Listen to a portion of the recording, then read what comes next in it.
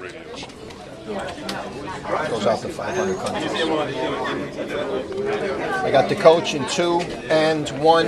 This was one of those games you weren't going to get away because there were moments you beat very good teams and then slipped against sub-500 teams. Yeah. This second half, you took care of the business. Well, our defense in the second half, I think we held them to 38%, and we didn't give up offensive rebounds. So I think the first half, I think they had 7 offensive rebounds.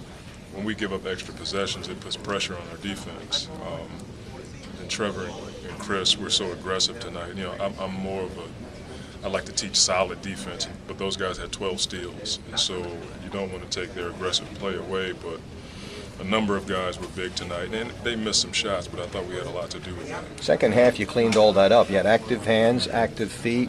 I don't know how many deflections you had, even going back to the Boston game, that allowed you to get to your early offense pretty quickly. Well, you know, when Chris is active, Trevor's active, it's hard to call those guys off. We're typically a load-up defense where we like to take away the paint. But when your guys are that aggressive and the way Emeka's playing, he's covering up some of our mistakes. So those guys were aggressive. I'll look at the film and talk to those guys about that because we don't want to get carried away with that. But the deflections are a sign of activity. To me, that's the kind of defense we have to be every night. Emeka more conscious now of what you've wanted. We spoke before, deep post up. Then Jarek Jack's come along, as you said he would, along with the Willie Green combination. Where else has the growth come for the team after tonight? Well, bouncing back after an emotional win. You know, we had a letdown in Minnesota, and tonight we were talking about how to handle success, not being soft with success. You know, taking some things from the Boston win, but not resting on that and being able to have the same desperate approach to the game that we have to play with every night.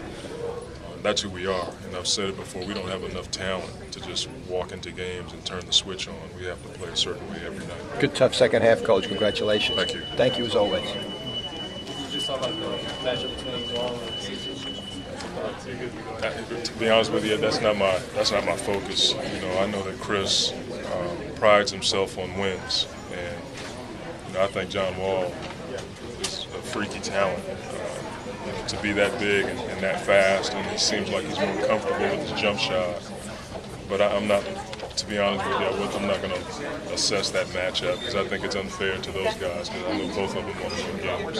If nothing else, Wall had 8 turnovers and Chris had 7 steals. So, I mean, at least from that perspective, he seemed to be affecting the game. Well, you know, most young guys, when they play against a prime-time guy like Chris, it's tough on him. I'm pretty sure he was thinking about it all yesterday. And yet, I think it just happens to rookies.